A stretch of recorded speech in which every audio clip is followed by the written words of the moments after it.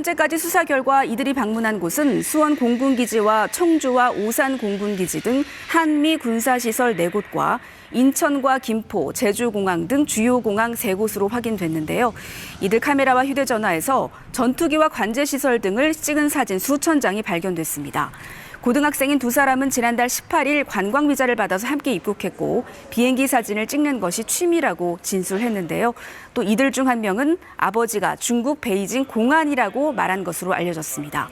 수사당국은 이들이 지난해부터 2~3차례 국내에 입국한 사실도 파악해서 출국 정지하고 대공 용의점이 있는지 수사하고 있습니다. 지금까지 이슈 키워드였습니다.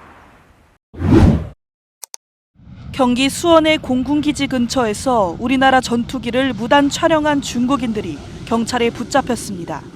경기 남부경찰청 안보수사과는 군사기지 및 군사시설 보호법 위반 혐의로 10대 중국인 2명을 입건했다고 오늘 밝혔습니다.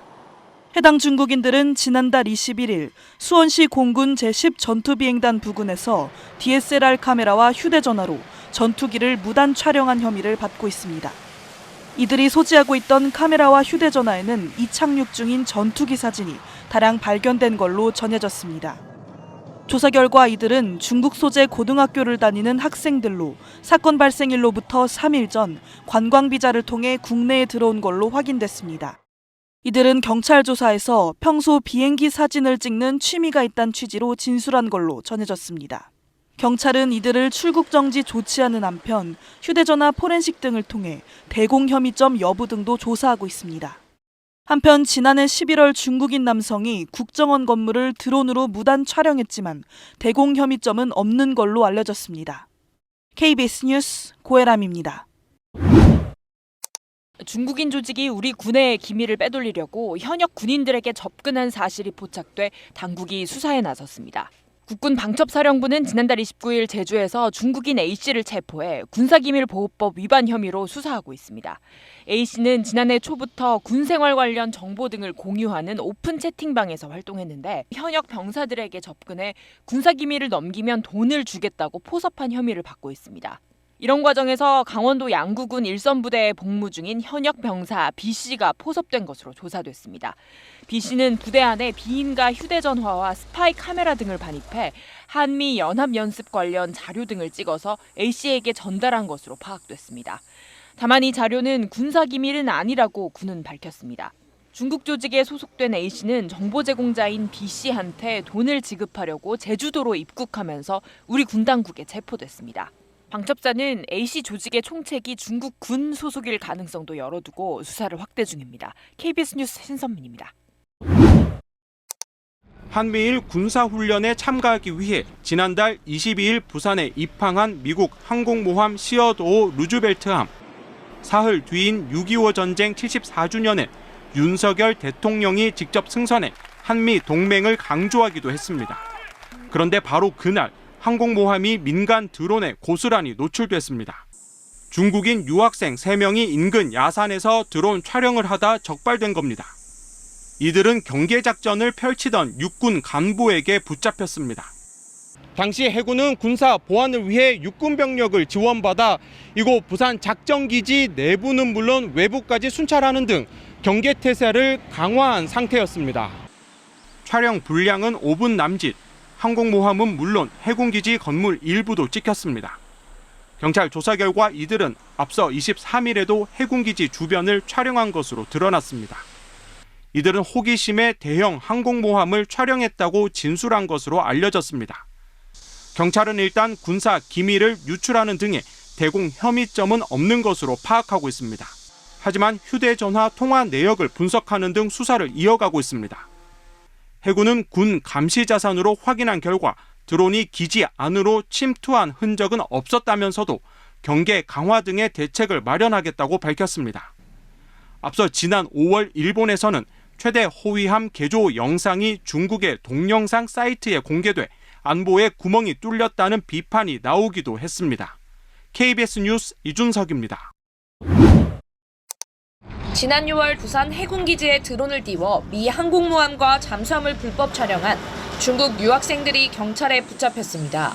휴대폰에선 중국 공안 관계자 연락처까지 발견됐습니다.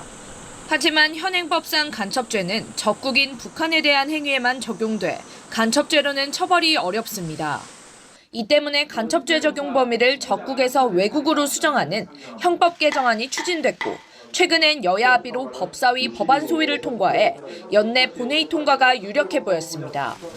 그런데 민주당이 제동을 걸고 나섰습니다. 국가기밀과 군사기밀 등의 범위가 모호하고 남용될 우려가 있다면서 먼저 기존의 산업, 군사 등 기밀 관련 특별법들부터 개정하자고 입장을 바꾼 겁니다. 그리고 악용 가능성이 실제로 있다면 그걸 막는 장치가 필요하다. 그러니까 그 외국으로 확대하는 것 자체를 반대하는 게 아니라 악용 가능성에 대한 문제 제기가 내부에서 있어서 그걸 검토하고 있는 과정으로. 국민의힘은 민주당의 입장 변화에 의문을 제기했습니다. 최근 감사원이 사드 배치 관련 군사기밀을 중국과 시민단체에 유출한 혐의로 문재인 정부 인사들을 수사 의뢰했는데 이와 무관하지 않다는 겁니다. 군사, 산업기밀 해외 유출을 간첩죄로 다스리는데 반대한다면 도대체 민주당의 정체성은 대한민국 정당이 맞긴 하는지 묻지 않을 수 없습니다. 민주당이 신중론으로 돌아서면서 간첩법 개정안 연내 처리는 무산되는 분위기입니다. 이런 가운데 국방부는 국가기밀 유출에 대해선 보다 엄정한 처벌이 가능하도록 법령을 보완해야 한다는 원론적 입장을 밝혔습니다. KBS 뉴스 이유민입니다. 중국이 공개 반발한 건 윤석열 대통령이 간첩죄 조항을 설명하면서 중국인들을 예로 든 대목 때문입니다. 지난 6월 중국인 3명이 드론을 띄워 부산에 정박 중이던 미국 항공모함을 촬영하다 지난달 40일에는 40대 중국인이 드론으로 국정원을 촬영하다 붙잡혔습니다. 윤 대통령의 계엄과 야당의 탄핵 추진에 대해 한국의 내정임을 이유로 논평을 피해왔던 중국 외교부는 이번에는 깊은 놀라움, 불만이라는 직접적인 표현을 쓰며 반발했습니다. 중국인들의 간첩 혐의 사건이 아직 결론이 나지 않았는데도 윤 대통령이 누명을 꾸며냈다는 겁니다. 坚决反对韩方将内政问题同涉华因素相关联，炒作莫须有的所谓中国间谍，抹黑正常的经贸合作。 중국 외교부는 또 중국산 태양광 시설들이 전국의 산림을 파괴할 것이라는 윤 대통령의 발언에 대해서는 기후변화 대응 측면에서 중국이 세계에 공헌한 것이라고 발끈했습니다. 중국 매체들은 특히 윤 대통령의 담화 내용 가운데 끝까지 싸울 것이라는 부분에 주목했습니다. 자신과 관련된 문제에서 벗어나지 않고 끝까지 버틴다. 오늘 많은 매체가 기사의 제목으로 뽑은 문구였습니다.